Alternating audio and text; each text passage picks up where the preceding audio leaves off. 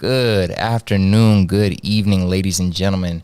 This is Collis Stutzer. You may have heard me on another podcast, but today we're on a new one.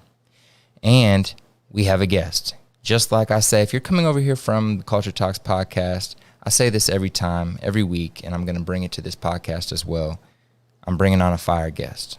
I don't lie. I tell the truth. And today, if you see everything that's going on in here, my man just blessed me. Like I came in here on my, what I call bootstrap vibes. It's a good name for it. Yes, sir. I was going to say ghetto ratchet, but I was like, no, bootstrap vibes. And we're here, and he set up the mics. He has an amazing space here, so shout out to you. We had a little bit of conversation before we pressed record today, and, sharing how you're helping quite a few creatives out in the city have a dope space to record out of. So I'm trying. It's amazing. Shout out to you. So today, ladies and gentlemen, we are going to talk about NFTs.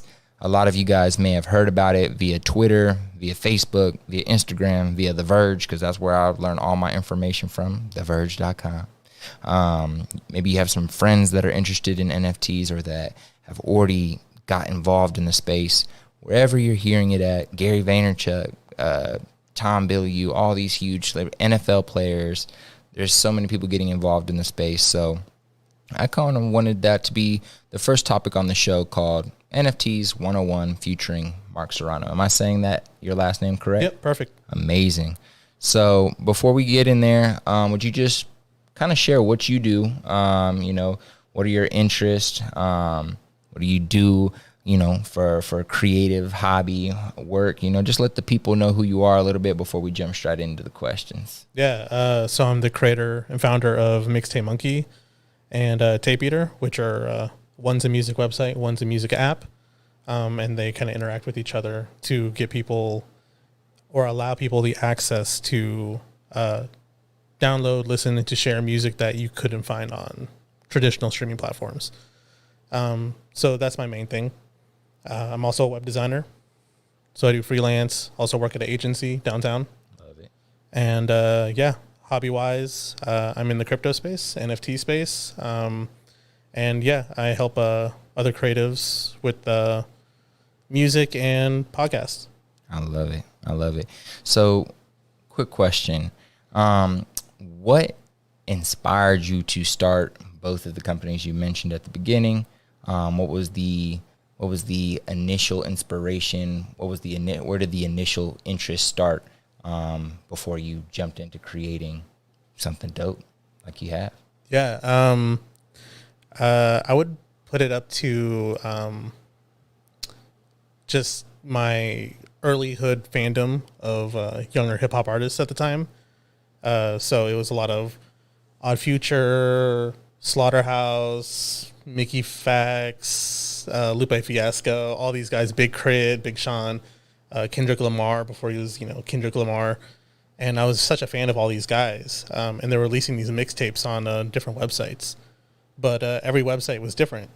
And it was really hard to kind of consolidate them. So I figured I'll do it. I love it.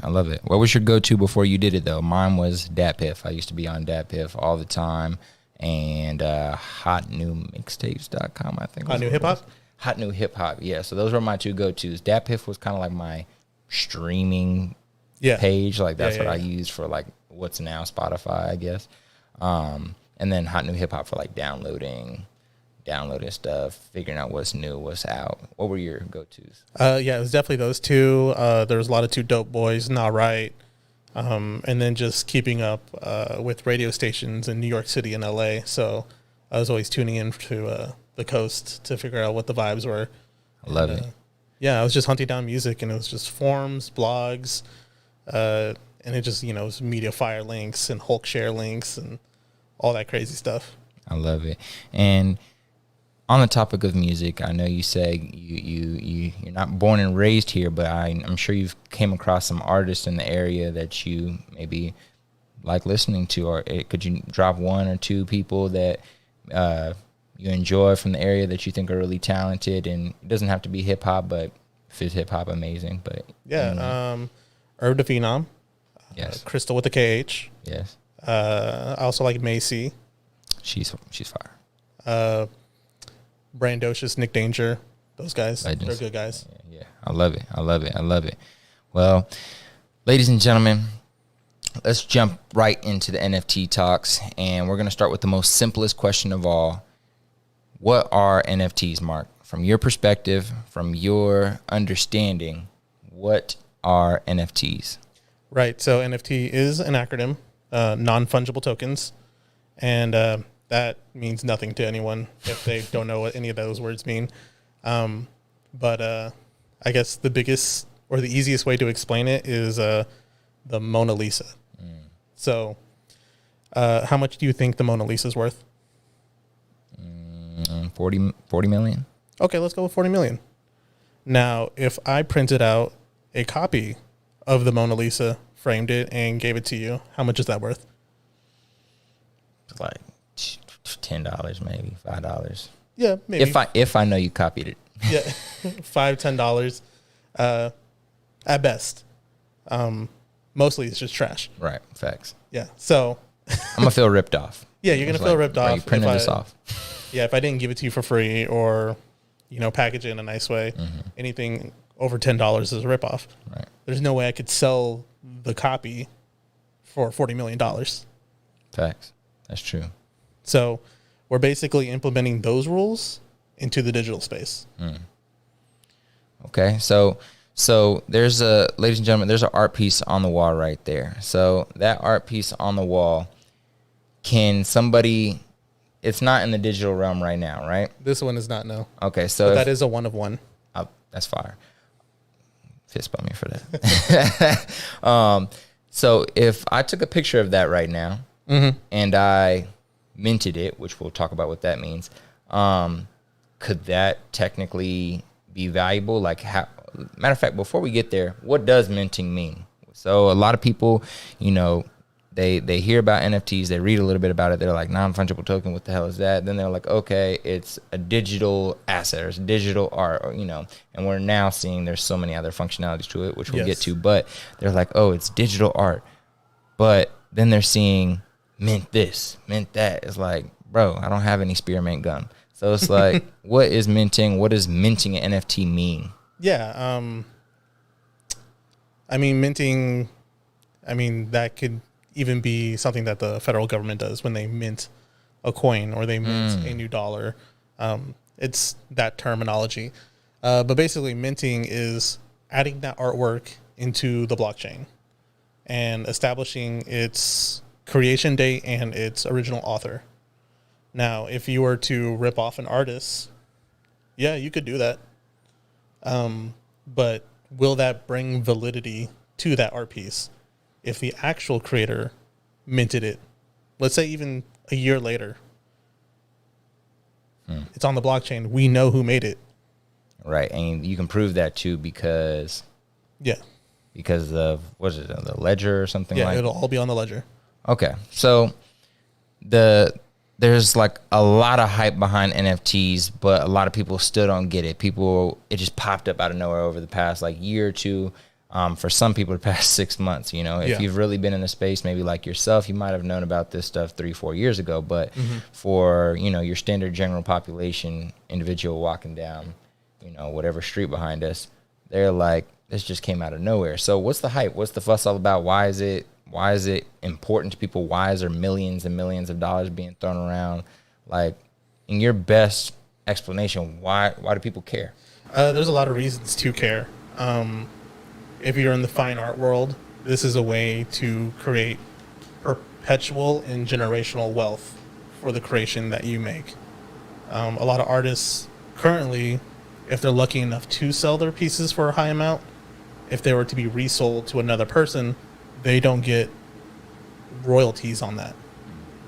So if I sold you something for $1,000 and you were able to flip it for $1 million, you don't owe me a check. And it's kind of crazy now that I think about that. Yeah, and a lot of artists, they suffer from that. And with the technology, you could even make it generational. So if I were to die, my kids can obtain those royalties. So 100 years from now, my piece still sells, my kids get that check. You hear that, ladies and gentlemen? That's been something that people have been like going crazy about too. Generational wealth this, generational wealth that. Especially, the majority of my listeners are, of the black community. So like my boys, generational wealth. It can happen in the NFT world as well. So tap in, continue listening. So all right, let's go through like a scenario. Okay. So you create a piece of art right now, super dope piece of art on your iPad. It's digital. You create it on your iPad coloring pad. You save it. How do you upload that to the blockchain? Yeah, so there's a bunch of different platforms that'll let you do it. I recommend OpenSea. They're the easiest and free way to do an upload of a one-of-one. So so it's completely free? Because that's what I've been wondering lately. Different platforms have different things. Got you. OpenSea has a free version or a free upload. If you were to go to Rarible, it would cost some Ethereum to mint that. Okay. And so when you upload your one-of-one to the blockchain, since it's a one-of-one, does that mean that it can't, that thing that you mentioned a second ago about royalties, does that mean you can't implement that into that, like that piece of art, or it can only be sold one time, so there's not a whole bunch of... Well, it's one of one, so there's only one person can own it at the time. You can, in fact, keep the royalties into the token. Okay. Or into the NFT. Okay, so every time, so you put that art piece, you upload it on OpenSea, one of one. Somebody buys it. Somebody finds it valuable, pays $500 for it. Yep.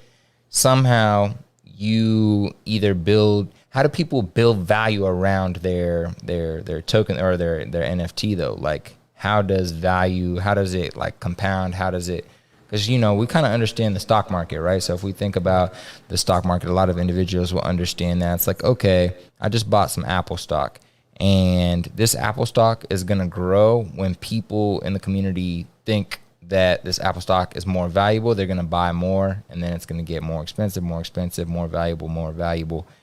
So how do you build that hype around? It's easy to build hype around Apple. It's like world renowned, right? Sure. How do you build hype around something that I don't know who you are, Mark, so how would you build value around that? Because there's a whole bunch of people that have started something like, let's see, what's it called? Like some of the stuff that's been created by Larva Lab. There's like, I don't know, I've been seeing these vampires that are super bunnies, like a whole bunch of like, I'm just seeing a whole bunch of crazy stuff that's like worth 3,000 US but like, for Ethereum or something like that. And I'm like, dude, how did they make it this valuable? So yeah, no, that's a good question. And it's all about the community, really. Because I know someone that is literally uploading this lime green square with red text on it. It looks really bad. And she makes a new one every day. And they're just silly words, just blurbs, really. Almost like really bad tweets. And she's been doing it for long enough. People are just starting to build a community around it. Interesting. People are just supporting. But there's a bunch of different ways to go about it. If you're LeBron James, anything you sell or anything you touch is valuable. So if I was to take a picture, let's say I'm LeBron James, I took a picture of me taking off my socks. There's only one of that photo out there in the world. Someone's going to buy it. As weird as that is, someone's going to buy it. And it's the internet. So almost the dumber the idea is, the more likely we'll succeed. Right. But, there's also fan bases because you have Street Fighter cards. You have... it's like a lot of anime companies entering the scene, or anime companies, sports companies. John Cena just released a bunch that failed. That's kind of sad. Yeah, he wasn't very proud of the way those sold. But I mean, it's just one of those things. Is like, are you tapped into that community? And if you are, how do you build upon that fan base or into that support group to build up your art? So let's say there's an artist out there. Do you think that artists should build a community first, then put an NFT on the blockchain or, or mint an NFT? Or do you think that people should put something out there with the story around it and hope that people catch on? Because like the way I'm looking at it, I'm like, it's kind of confusing to me because I'm like, okay, well, I have a podcast, right? I'm like, okay, what could I do with this podcast? Right now, it's not extremely valuable, but how can I build a community that would want to purchase whatever I'm trying to offer? So have you heard of My First Million podcast? No. Okay, so this is what they did. So, and I love that they did it, but it also makes sense why it's valuable because they have like millions of people already following them in another space outside of the blockchain, right? Right. So they basically they have like 1 million downloads a month on their podcast, so they're pretty huge.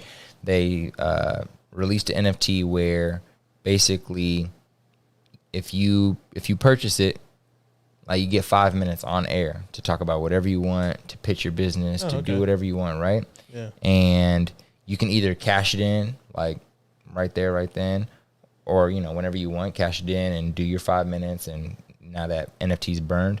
Or you can hold on to it as it gets more valuable as they become more popular, right?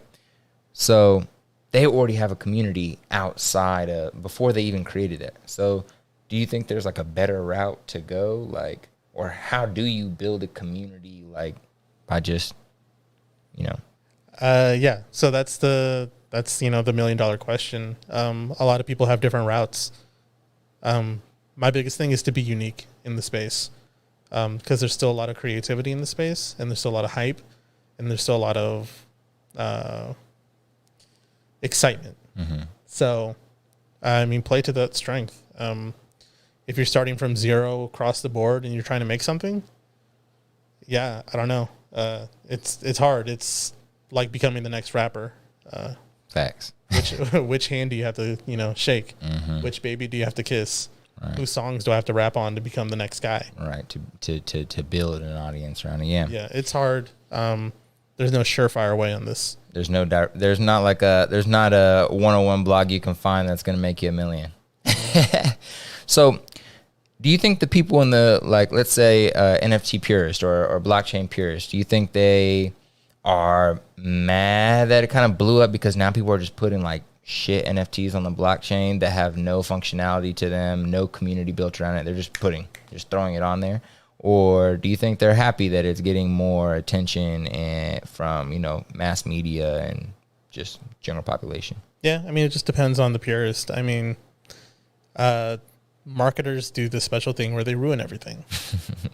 And that's just what it's going to be. And then people are desperate to get rich quick.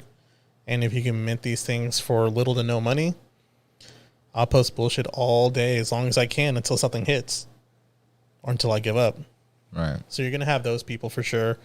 But yeah, all that excitement does help build the audience. It helps validate the space. As I think even Gary Vee has said this at one point, 98% of NFTs will be worthless. Yeah. And I think he's being generous. Right. Yeah, that's how I was listening to Tom Bilyeu of Impact Theory, who's apparently is investing. They put a whole team together to put millions of dollars into NFTs. I really loved his podcast on his interview on NFT Now. So, ladies and gentlemen, if you want to learn even more about the NFT world and hear from somebody who's putting a lot of capital towards that space in totality, listen to the NFT Now podcast with Tom Bilyeu. But he said the same thing. He's like, I think Gary was being generous. I'm thinking more than that. But it makes a lot of sense. I get it. I'm like talking to a lot of people about NFTs and they don't have, again, there's no functionality in there like about how this is going to be used or how it's going to be leveraged. They're not talking about building a community around the art that they want to build. There's like, I'm going to put it out there and see if it blows. Like that's just, that's their mindset. So it kind of makes sense. Like it's like music. I think like kind of like you mentioned, I'm just going to put out a rap song that sounds like good. And if I put out enough of those, then one of them is going to hit on TikTok, which it is possible. Yeah, it's possible. But it's probably not, it's not intentional. You know what I'm saying? Yeah, there's intent behind it, but there's something about someone that has a mastery over this space and knows what they're doing, knows how to tap into that community, knows how to leverage excitement, and knows how to put that carrot and dangle it in front of people and be like, hey, this will be valuable. Get it now while it's hot, because you're not going to get it next time. Would you say it's still early? A lot of projects are still early. But like really cool projects like Bored Apes, you're not getting one of those. You're just not. It's ridiculous. Unless you have 100 just tucked away that you can deploy at any moment. Some of y'all got that. What I was about to say is look out for those gas fees, though. So can you talk about what gas fees are and your feelings around it? Gas fees they'll go away one day. But right now they are just a kind of a burden in this blockchain development dilemma that we have going on. Basically, to mint these things, to transact these things, it all takes energy. It all takes resources. It has to go through all of the blockchain. And, it's not just updating one database. It's updating all the databases of Ethereum ever.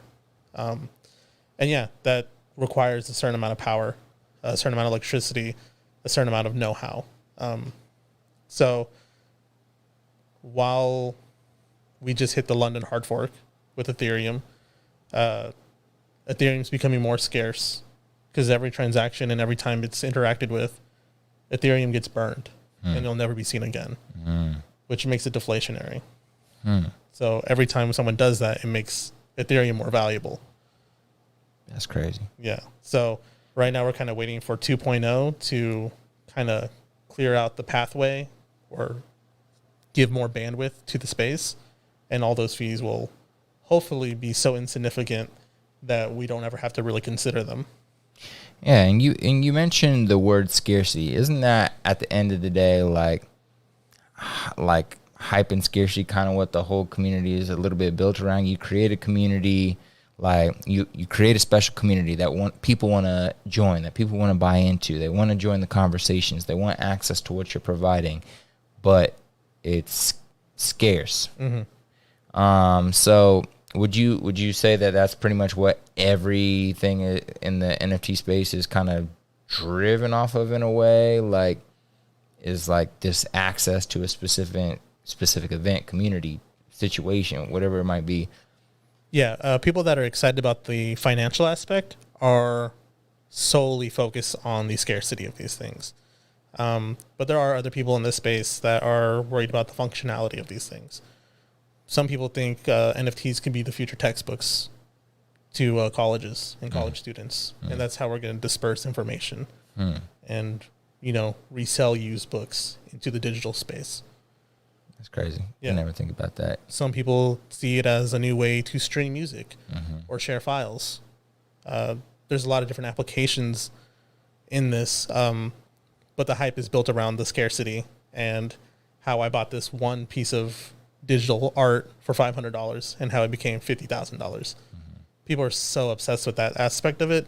They're kind of forgetting all of the potential that this space actually has. Potential use cases, right?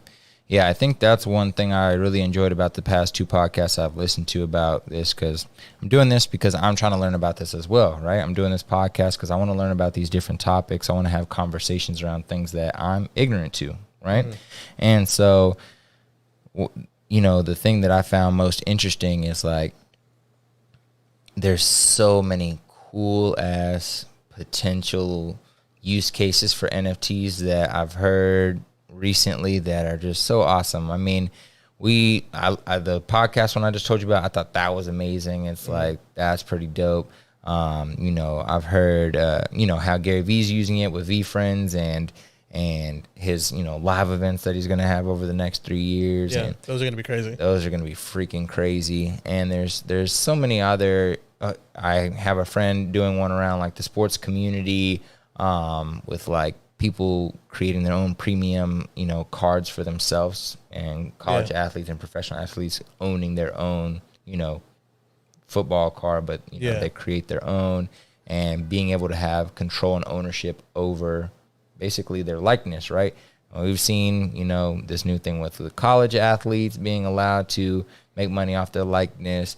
We've seen, huge companies and the NFL make millions and billions off of these athletes, with the athletes getting kind of the, tail end of it. They only get their tuition paid for. Right. Lucky. Exactly. So it's so cool to see that's what I'm excited about when it comes to this space. I'm like, the first day or 2 days, looking at it, I was like, you sold a picture of a rock for 20 million, or I'm like, dude, let me make it right, thinking the same way.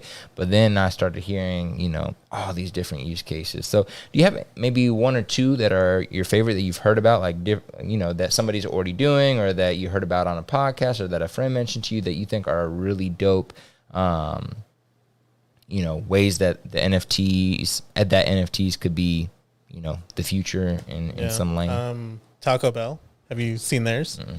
Yeah, so Taco Bell dropped a bunch of NFTs with the promise that you'll get goodies at the end of this. Mm. So I don't know if let's make a fake scenario on this. Let's say I buy the 1 out of 50,000 pictures of a soft taco from Taco Bell NFTs. And let's say I can redeem this soft taco in real life. All right, cool. I mean, that's kind of fun. Mm-hmm. But Taco Bell is also getting to the subscription service. I don't know if you've seen this. I haven't either. Yeah, so let's say Taco Bell is doing a lifetime free taco a day membership pass. There's only 500 of them. You got to buy it through an NFT. So let's say you buy the Doritos Los Tacos NFT. There's only 500 of them. I got one. Actually, I got 2. I picked up 2. So I get 2 free Dorito tacos every day for the rest of my life. That's ridiculous. And at any point that I don't think I need these tacos anymore, I could sell it and someone else can get those tacos. And there's going to be people out there that value, sorry to throw the numbers in there again, but it's just a reality. There's going to be people out there that are going to value that at $2, $3, $4, $5, $25,000. Yeah. And yeah, just it might not even be like trying to beat the system in it. It's just like, no, I want the ability to go to Taco Bell to do get this it whenever I want. Or maybe it comes with a tour of the headquarters. Maybe it goes with a sit-down meeting with the president and CEOs of Taco Bell, and we all get to eat Taco Bell together. That's sick. These are all the possibilities that are unlocked in the NFT space. Mm-hmm. So fast food is potentially one of those things. Events are also like one of those things. I'm also interested in health records, or maybe even deeds of lands being in this space. My friend is so interested in deeds of lands. Yeah. That's crazy. He was talking to me about that. It's just ridiculous. Yeah. What would that look like? What would that look like for listeners? Well, it depends. Do you want your land digital or virtual? Or do you want it to be physical in our 3D reality world? Because there's I don't know if you heard of Second World. Yeah, you can literally just go to secondworld.com or whatever it is and just be like, oh, this is a nice building in New York City. I'm going to buy the virtual version of it. Yeah, so now I own this massive condo estate in New York City. Virtually. That is ridiculous, it's kind of. The space is weird. But it's so open. It's almost like there's no like laws. Yeah. I guess if that makes sense. Or maybe nothing's weird. I know you said it's weird, but like nothing's weird in that space. Like you can do anything. It's like, oh, this is a fan. It's a picture it's a digital thing of a fan going here and here. Yeah. But somehow it's like valuable. This is the fan from Chris Bosch's bedroom. I got the Target fan. I spent $20 in the NFT and I can put it in my virtual living room.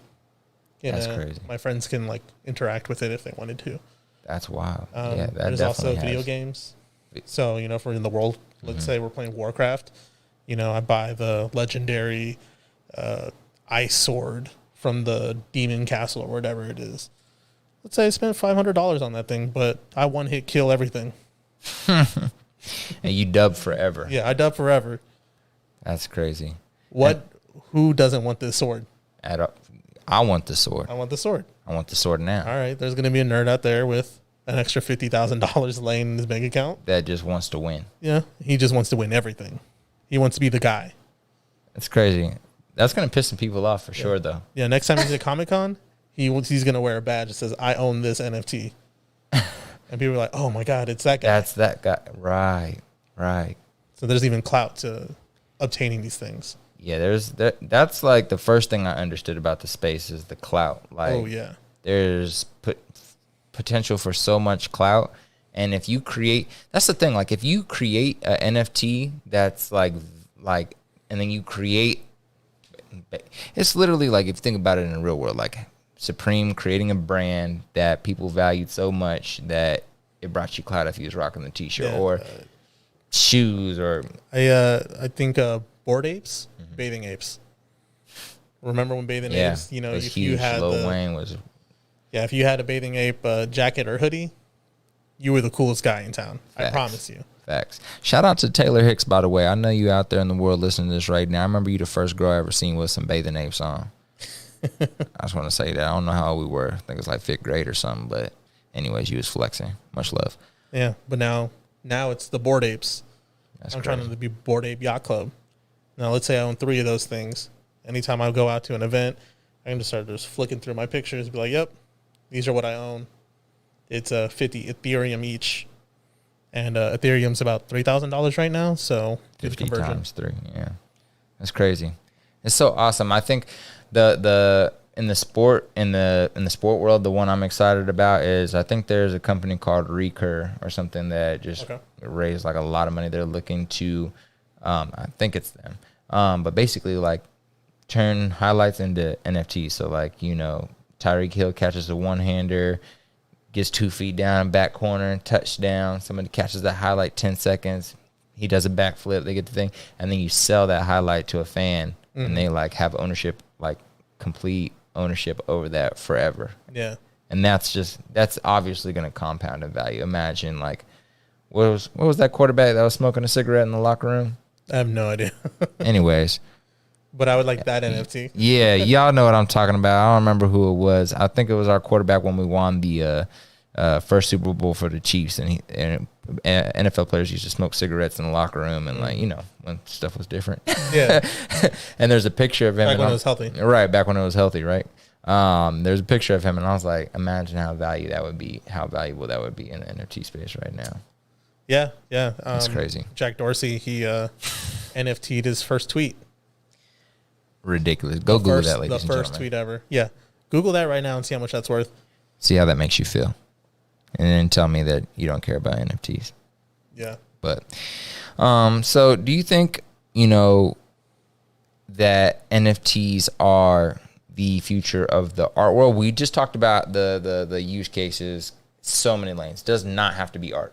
Yeah. In any way. Doesn't even trading have cards, comics, thousands of different ways that haven't pictures, even been explored yet. Memes. Oh, old school memes. Go to Rarible.com.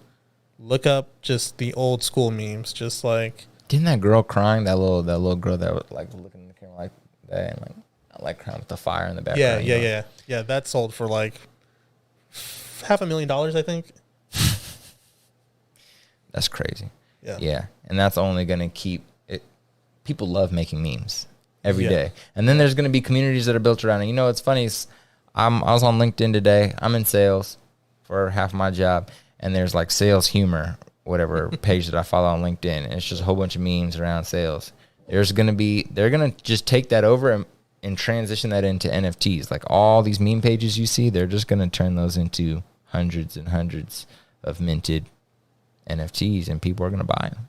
Yeah, no, I bet. It's awesome. I love it. I love it. The space is ever expanding, and there's the word no doesn't exist in this field. That's what I was like looking forward to say when I was saying the space is like weird. There's no like laws. There's just no such thing as no. But ladies, I want you guys to realize though, and I think we've kind of mentioned it the past few minutes. It's like there's a whole lot of hype and amazing, like cool, like what the hell, wow moments in this space, and it'll continue to happen especially in the near future, like these next sure. couple months, years, there's going to be a whole lot of wow, like, oh my God, I can't believe it sold for that much. I can't believe this is valuable, right? But please do not let that go over your head and be like, I don't care about getting rich. It's not about that. There's a lot of crazy stuff that's happening in the community, but there are some amazing ways you can make some very, very functional NFTs that can shift culture, that can be philanthropic, that can be helpful to your personal brand, that can be building. It's literally, in my opinion, if you actually genuinely build a community around it, an NFT is a business. Yeah. Like, you literally put an NFT out, one of one, but build a community around, it's a business. You literally just started a business, but you didn't get it registered as an LLC. Yeah. And then there'll be a point where registering your LLC in the blockchain is something you could probably do. Absolutely. That makes sense. Wow. It's what smaller countries are going to rely on. Instead of building that infrastructure from the ground up, they're just going to adopt a blockchain. Mm-hmm. And yeah. We're seeing it already. It was like Venezuela or something. Not Venezuela. Somewhere down there. Just El Salvador just accepted Bitcoin as their legal tender. Yeah, yeah. It's crazy. I'm just so like excited to see what continues to happen, but then I'm also excited because I want to figure out how I can get in this space. You know what I'm saying? I'm like, how can I build a community around this, or what are they calling it? Decentralized autonomous organization. Okay, yeah. I like the words. Sorry, the words are kind of cool, right? Like, how can it just creates a whole lot of inspiration in a creative's brain, right? Yeah, yeah. It's inspiring and overwhelming, and at the same time. Yeah, but my advice is, don't be afraid to get your hands dirty. And with that, let's walk through. Okay, so I'm gonna run through everything. So NFT, non-fungible token, essentially. It really can be anything, but a simple use case is, imagine you have the Mona Lisa, the real Mona Lisa, but it's on the blockchain, and people care about the Mona Lisa in person. It's created value over hundreds and hundreds of years. Art pieces can create value in the digital world over days. Yeah, over hours. days. Moments. Literally in moments. That's another crazy thing, is the speed. Yes. That it can create value exponentially. And then you can buy that art piece, or let's just say NFT, whatever it is, art piece, picture of a plant, video of you saying hi. It doesn't have to be digital art. property. Digital property, yeah. So it's just digital property that you can buy and hold, or buy, and if the value picks up, resell. Yeah. Or you can sell it for a loss too. If you just really like real items want to. Yeah. It's literally it's kind of just the stock market. Yeah. Stock market, or it could be Facebook Marketplace. Yep. Depends on how you want to play that game. Yes. So very simple. From that point of view, right? Yeah. Now, then we talked about how you could mint an NFT. An NFT can, like we just said, be anything. You can use OpenSea, is what you suggested. They have a free option, you said, free to mint. Now, when you say they have a free option, does that mean they have a premium version as well that costs? They're working on a premium version. The OpenSea is limited to only making one of one items. Oh, okay. Did not know that. Yeah. If you go to Rarible, they'll give you an option to do multiple versions. Mm-hmm. So if you can do a batch of 500 images, you would want to go to Rarible. But that will cost some Ethereum. That will have gas fees. And it's a much more expensive endeavor doing it that way if you don't have $1,000 to waste. Okay. So could anyone listening to this right now technically mint an NFT for free using OpenSea? Yeah. Okay. And it can be anything. It can be a video. It can be... Yeah, you can take a picture of your bad doodles that you put into the margins of your notebook of high school. And is it simple to mint one, or is it like, could anybody figure it out? Yeah. Yeah. If you can set up a Facebook account, you can figure this out. Okay.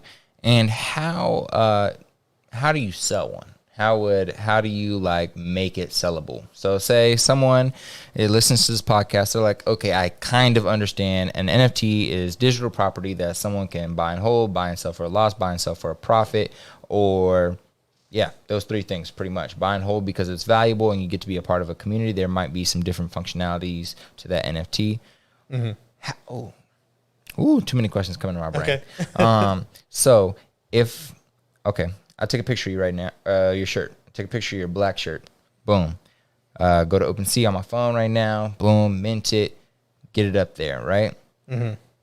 How do I create all those little functionalities around it? Like, hey, if you buy this, you get access to this, and this. Like, how do people prove their ownership?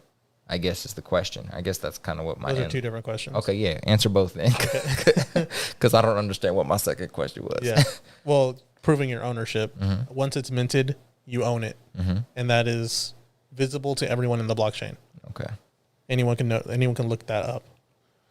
To get the additional features, like let's say you want commissions on resales or royalties on resales. They have a section for it. It's just a little field. Hey, how much percentage you want? I want 15. Okay, cool.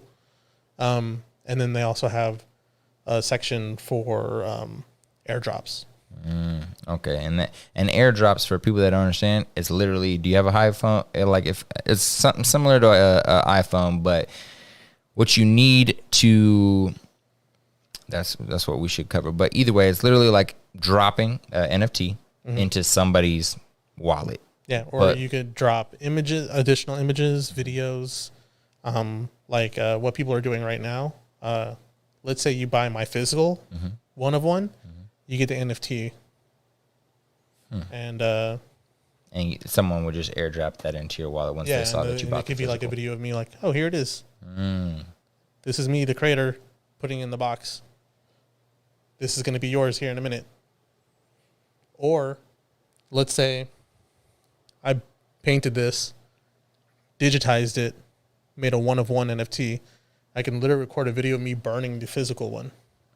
Didn't they do that with like a Basquiat painting or something? That's a completely different thing. But yeah. He's like, let's not get into that. Yeah. So I could burn this in real life, videotape it, and then I can sell, let's say, it for $10,000. You get airdropping, like, now you know you're the only one that has this image, because here's a video of me literally lighting it on fire. This is the value right here. That's hard. I love that. So basically, you can go on OpenSea. You mint an NFT. It has options in there that let you decide if you want royalties. It has options in there that allow you to airdrop. Different platforms will have different things. Okay, awesome. And you would say, or what would you say that OpenSea and Rarible are kind of like the most popular marketplaces right now? If you're really, really artsy fartsy, Foundation's also a good one. Okay. And so what I did, let's talk about, wow, I just brain farted live. You guys see it. We're not editing it. We're not editing it at all. All right. I'm going to go ahead and skip it when I come back to that when I remember. So what's the most, in your opinion, what's the most underrated thing about NFTs, or just the entire, just the world in general, and then overrated? Yeah. Underrated is the pure functionality that could potentially change a way a government or businesses interact with documents and files, and identification and verification of things. Like birth certificates could be in this. And we can, instead of me going to the DMV with my dusty 28-year-old birth certificate that's barely holding on by a thread, I could just scan it. And it would show on the blockchain that this is the original. Yep. That's fire, because I just make copies of my birth certificate. Yeah. And that I could be anybody. And you could be anybody. And if you're ever in a situation, let's say for some reason you're trying to get a new passport and they say, we don't accept copies of birth certificates, you need the original. I had that issue literally like 20 times in my life with my social security number. They like, we need the original. I was like, I don't have the original. I just have copies. But if you have it on your phone from birth, that's awesome. I love that. Yeah. And so that never has to be a problem for you ever again. Right. Same with vaccination cards. Same with medical records. It could just be a different way we do those things and the way we archive these things. So 500 years from now, people will look back and be like, oh, here's all the records, perfectly preserved. And now I can go back and look at my ancestry 500 years ago and I can see what they ate. I can see what they wore. I even think we'll NFT cities. I love it. Whole cities will just be digitized, and then we'll be able to virtually explore them. It'll be like going into the past. Imagine going 100 years into the past and be able to walk around, right? Buy the clothes, wear the clothes, shoot people up, Westworld type shit. That's hard. Yeah. And that's all it's all a possibility. Just waiting to happen. Waiting to happen. Yeah. It's so beautiful. And overrated. What's overrated? Overrated. The money, I think. I think I know a lot of people are burned and they just don't know yet. A lot of unrealized losses. I bought a fake NFT the other day. You bought a fake NFT? We'll talk about it after the show, but yeah. Shit. Pretty much. That's rough. But it wasn't super expensive, so that's a blessing. Yeah. Don't let that deter you. Just be smarter. Don't put up the house. What's that mean? Too much money? Do not sell your house for these coins. Got you. And that applies to do not take $1,000 out of your S&P 500 or your index. Well, $2,000. Same thing, though. If you're moving one investment to another investment, that's fine. If you're if you're okay with the possibility of losing it, right? Do not put a second mortgage on your house. Would you say that the NFT space is by far the riskiest asset class right now? Dangerous.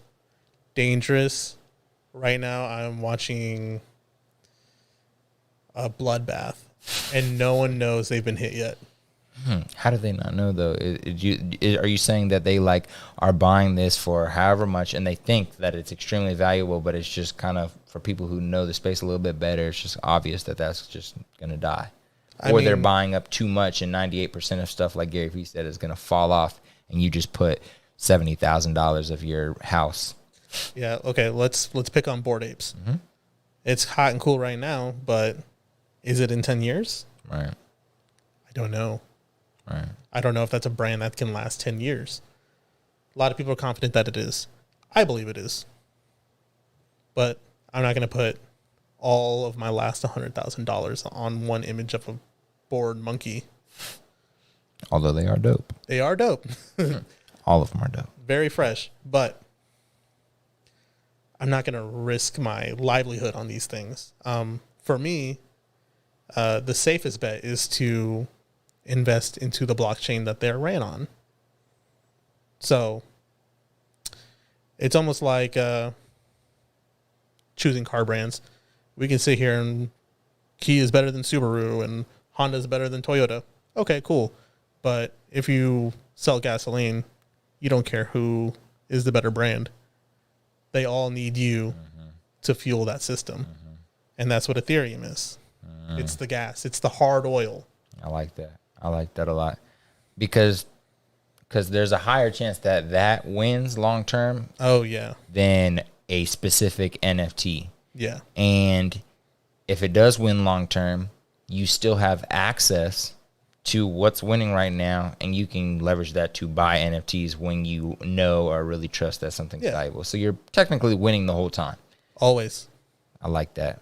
I like that a lot. That is the safest bet. And there's a bunch of different blockchains. So the biggest one is Ethereum, but you can do Cardano. You can do... that's the only one I'm invested in right now, ladies and gentlemen. That's a good one. Good. I like to hear that because I didn't know what I was doing.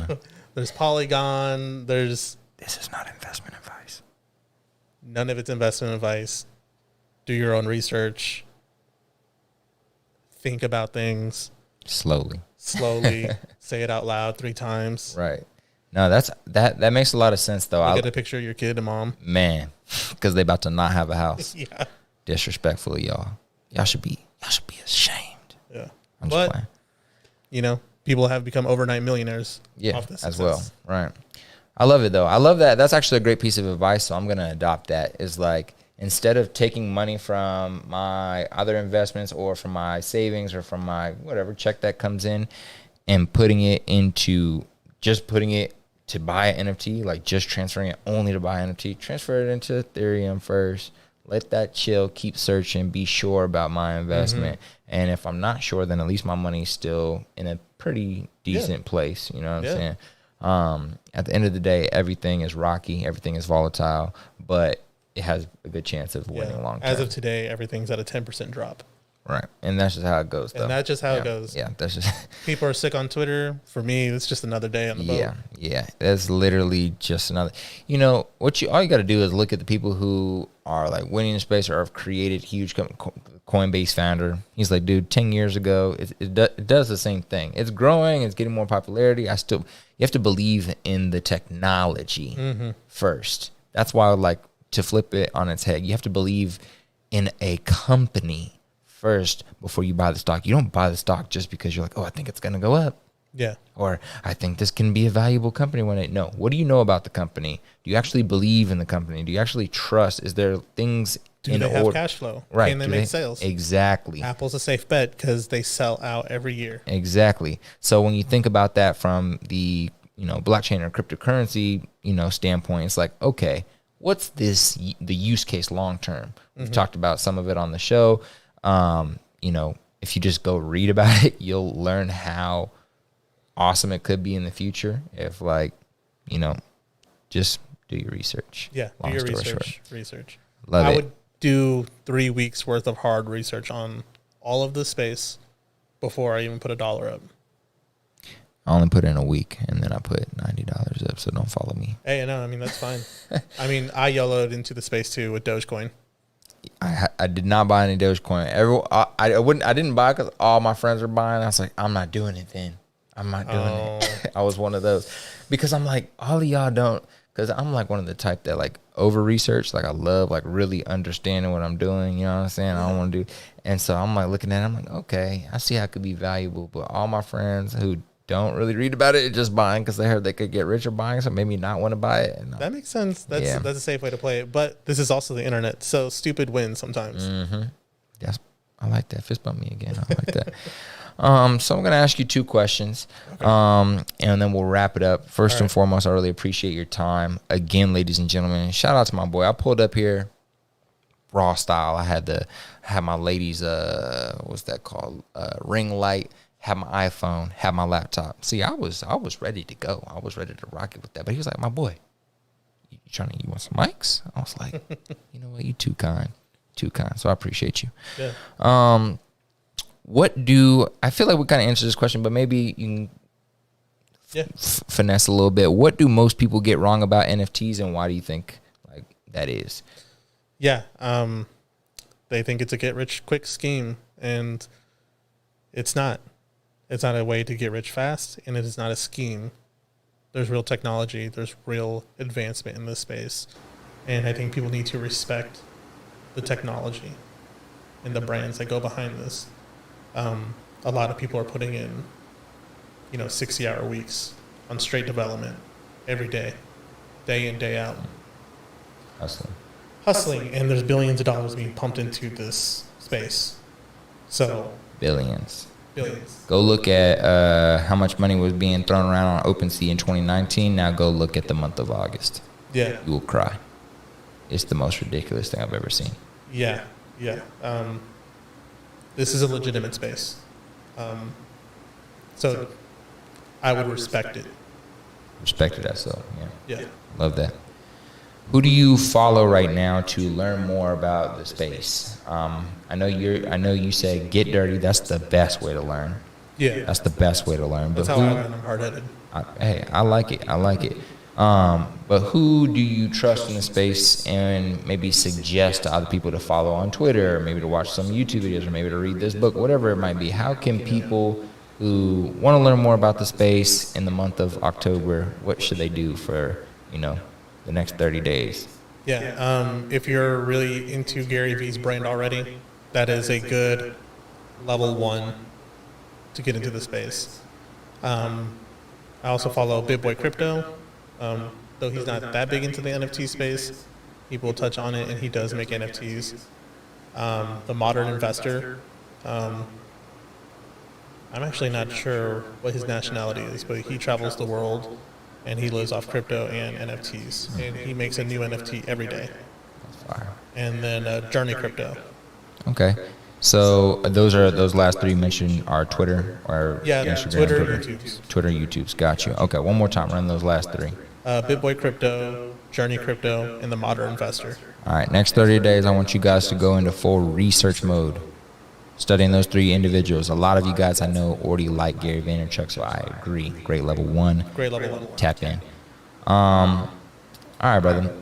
If you had one more hour left on Earth right now, and your great grandkids somehow appeared in your face, just like somehow appeared right here, and they asked you, "Hey, what's one piece of advice on how to win life, like win at life, to live the best life?" What are you gonna tell them? How to win at life. Mind you, last hour is all you get to tell your great grandkids. All they're gonna remember you for.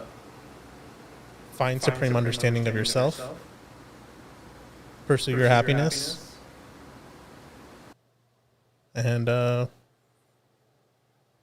take it as seriously as you want to take it. I love it. Well, again, thank you, man. I appreciate you. Ladies and gentlemen, thank you guys for tapping in. This is the first episode of the 101 series. It is going to be uploaded to the Culture Talks media page, which is the same media page that the Culture Talks show is under.